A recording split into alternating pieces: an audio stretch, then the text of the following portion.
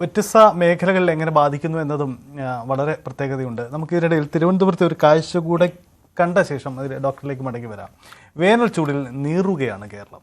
തലസ്ഥാനത്തും ചൂടിന് തെല്ലും കുറവില്ല. വേനൽ ചൂടിൽ നിന്ന് ആശ്വാസം കണ്ടെത്താൻ സാധാരണക്കാരായ ആളുകൾ തടിച്ചുകൂടുന്ന കിഴക്കേക്കോട്ടയിലെ ഒരു ഇടമുണ്ട്. കാണാം ആ സ്ഥലത്തിന്റെ പ്രത്യേകത. കനത്ത വേനൽ ചൂടിൽ ഉരുകിയൊലിക്കുകയാണ് തലസ്ഥാനം.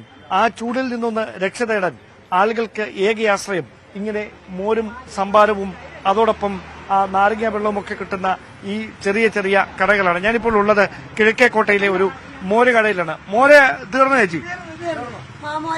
രാവിലെ എപ്പോഴാ തുറക്കുന്നത്? 9 മണിക്ക്. ആണോ? അപ്പൊ മോര് സാധാരണ എത്ര പോവായിരുന്നു? എത്ര ഗ്ലാസ്? ഗ്ലാസ് ഒന്നും എടുത്തിട്ടില്ല, ഞങ്ങൾക്ക് പാലിന്റെ കണക്കാണ്. ഇപ്പൊ ഒരു 60 ലിറ്റർ പാല്. 60 ലിറ്റർ പാലിന്റെ മോര്, 120 ലിറ്റർ തൈര്. അത്രയും തീർന്നു? അത്രയും തീർന്നു. ഇപ്പൊ എന്നാ മിച്ചമുള്ളത്? ഇപ്പൊ ഒന്നുമില്ല, എല്ലാം തീർന്ന്. അതിന് ഈ വെയിൽ കൂടി കഴിഞ്ഞാണോ ഇങ്ങനെ? വെയിൽ നല്ല കൂടുന്ന അനുസരിച്ച് പാല് ഞങ്ങൾ കൂട്ടിക്കൊണ്ടേയിരിക്കും.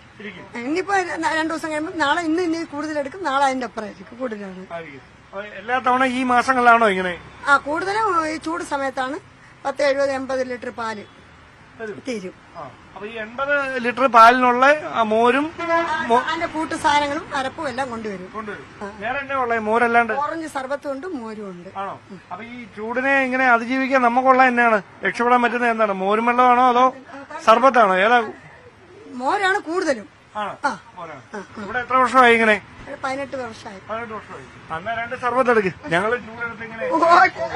അപ്പൊ അതാണ് സാഹചര്യം. അതായത് ഏതാണ്ട് 70 ലിറ്റർ പാലും അതിന്റെ അനുബന്ധ സാധനങ്ങളുമായി ഈ മോരും വെള്ളം തയ്യാറാക്കിയാണ് ഇവർ ഈ ചൂടിൽ നിന്ന് രക്ഷ തേടി ഒരു ആശ്വാസത്തിന് വേണ്ടി എത്തുന്ന ആളുകൾക്ക് വേണ്ടി ഇവിടെ ഇങ്ങനെയൊരു മോര് കട നടത്തുന്നത്. ഇങ്ങനെ നിരവധി സ്ഥാപനങ്ങൾ സമീപത്തുണ്ട്. ഒരുപക്ഷെ രാവിലെ 9 മണിക്ക് തുടങ്ങുന്ന ഈ കടയിലെ ഈ മോരും വെള്ളവും മറ്റേ സർബത്തുമൊക്കെ ഉച്ചയോടെ തന്നെ തീരുന്നു എന്ന് പറയുമ്പോൾ എത്രയധികം ചൂട് ആളുകളെ ബാധിക്കുന്നു എന്നതിന്റെ ഒരു നേരിട്ടുള്ള ഉദാഹരണമായി മാറുകയാണ് ഈ സ്ഥാപനം.